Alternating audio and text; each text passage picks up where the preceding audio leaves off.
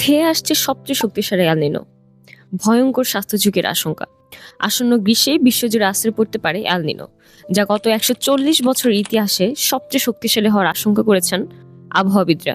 মার্কিন জলবায়ু বিশেষজ্ঞদের মতে এটি একটি সাধারণ এল নিনো নয়, বরং সুপার এল নিনোতে রূপ নিতে পারে। সাধারণত সমুদ্রপৃষ্ঠের তাপমাত্রা 2 ডিগ্রি সেলসিয়াস বা তার বেশি বাড়লে সেটিকে সুপার এল নিনো বলা হয়। এ অবস্থায় তাপমাত্রা স্বাভাবিকের চেয়ে কমপক্ষে 0.5 ডিগ্রি সেলসিয়াস বেশি থাকে।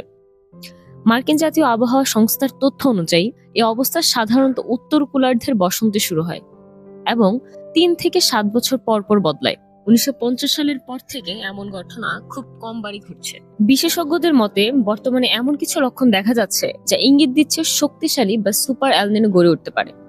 পূর্বাভাস অনুযায়ী গ্রীষ্মে এল নিনো হওয়ার সম্ভাবনা প্রায় 62%। যদিও পূর্বাভাসে উচ্চ সম্ভাবনার কথা বলা হচ্ছে, তবে বিজ্ঞানীরা সতর্ক করে বলেছেন বসন্তকালের পূর্বাভাস অনেক সময় পরিবর্তিত হতে পারে। এই সময়কে বসন্তকালীন পূর্বাভাসের অনিশ্চয়তা বলা হয়, যখন আবহাওয়ার মডেলগুলো দ্রুত বদলে যেতে পারে। এছাড়া বৈশ্বিক উষ্ণায়নের কারণে এল নিনো আগের তুলনায় আরো শক্তিশালী দেখাতে পারে বলেও মত দিয়েছেন বিশেষজ্ঞরা। এল নিনো বিশ্বের বিভিন্ন অঞ্চলে ভিন্ন ভিন্ন চেহারা নেয়। অস্ট্রেলিয়া, দক্ষিণ ও মধ্য আফ্রিকা, ভারত এবং দক্ষিণ আমেরিকার কিছু অংশে খরা ও তীব্র গরম বাড়তে পারে। অ্যামাজনের বনাঞ্চলও এর প্রভাবে শুকিয়ে যেতে পারে।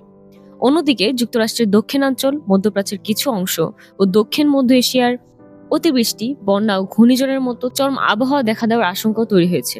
2015 সালের সুপার এল নিনোর সময় ইথিওপিয়ার ভয়াবহ খরা, পুয়ের্তো রিকোতে পানির সংকট আর উত্তর প্রশান্ত মহাসাগরে ভয়ঙ্কর হ্যারিকেন মৌসুম দেখা যায়, যা বর্তমানে বিজ্ঞানীদের জন্য একটি কালো উদাহরণ হয়ে দাঁড়িয়েছে।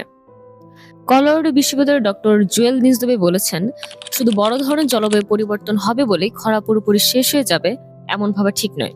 তিনি আরো বলেন, খরা কাটাতে হলে প্রচন্ড রকমের বৃষ্টিপাত দরকার হবে, আর সেটা মানে বন্যা এবং তার সঙ্গে ধ্বংস ও প্রাণহানির ঝুঁকি।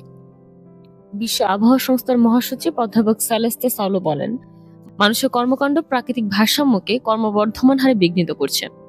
এর পরিমাণ আমাদের শত শত এমনকি হাজার হাজার বছর ধরে ভোগ করতে হবে। উষ্ণায়নের প্রভাবে বর্তমান সময়ে চরম আবহাওয়ার তীব্রতা বাড়ছে এবং ডেঙ্গুর মতো রোগের বিস্তার সহজতর হচ্ছে। গবেষকেরা এখন প্রশান্ত মহাসাগরের দিকে কড়া নজর রাখছেন। দীর্ঘমেয়াদী পূর্বাভাস বলেছে 2026 সালের দ্বিতীয়ার্ধে একটি শক্তিশালী এল নিনো পর্যায় তৈরি হতে পারে। জলবায়ু বিজ্ঞানীরা বলেছেন এটি মূলত ব্যাকগ্রাউন্ড ওয়ার্মিং, অর্থাৎ মানুষের তৈরি বিশ্ব উষ্ণায়নের ফল। বিশেষজ্ঞদের মতে আগামী কয়েক মাসে পরিস্থিতি আরো পরিষ্কার হবে, তবে সম্ভাব্য ঝুঁকি বিবেচনায় এখন থেকে প্রয়োজনীয় প্রস্তুতি গ্রহণ করা জরুরি।